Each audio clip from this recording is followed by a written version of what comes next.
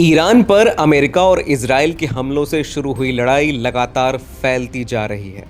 ईरानी supreme leader Ayatollah Ali Khamenei की अमेरिकी हमलों में मौत के बाद मध्यपूर में कम से कम 8 देश ईरानी ड्रोनों और मिसाइलों का निशाना बने हैं। ईरान के मुताबिक वह इन देशों में मौजूद अमेरिकी सैन्य ठिकानों को निशाना बना रहा है। 2 मार्च को एक ईरानी ड्रोन हमले के बाद सऊदी अरब की सबसे बड़ी रिफाइनरी रास तानुरा को बंद कर दिया गया।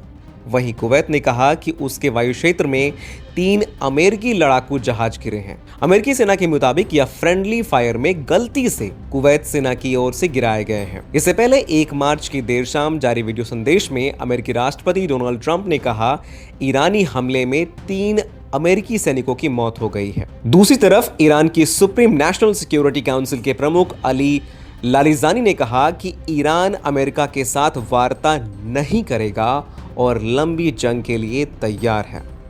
उन्होंने एक्स पर लिखा कि अपने भ्रामक सपनों के चक्कर में ट्रंप ने पूरे क्षेत्र को अस्थिरता में धकेल दिया है और उन्हें अब ज्यादा अमेरिकी सैनिकों के हताहत होने का डर सता रहा है। ईरानी रेड क्रिसेंट सोसाइटी ने बताया कि अमेरिका और इजराइल के हमलों में ईरान के 740 से ज्यादा लोगों की मौत हो चुकी है। देश के 131 शहरों को निशाना बनाया गया है। इजराइल ने लेबनान पर भी हमले किए हैं, जिनमें अब तक 31 लोगों की मौत हुई है। बीते 2 दिनों में हिजबुल्लाह ने इजराइल पर हमले किए थे। इसके बाद लेबनान के प्रधानमंत्री नवाफ सलाम ने हिजबुल्लाह की सैन्य गतिविधियों पर तत्काल प्रतिबंध लगाने की घोषणा की है।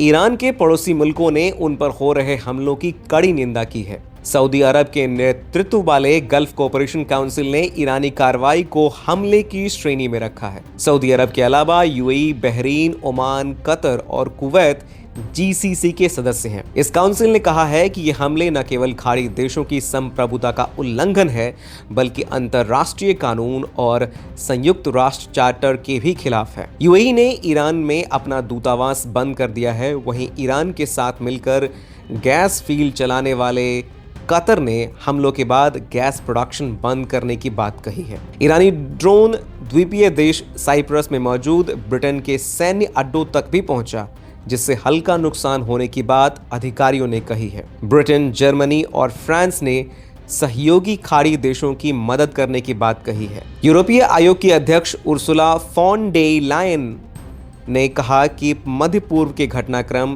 बेहद चिंताजनक है। इधर ईरान ने दुनिया के सबसे व्यस्त जलमार्गों में से एक होर्मुज़ स्ट्रेट को बंद कर दिया है। इसका एक हिस्सा ओमान के नियंत्रण में है और दूसरा ईरान के।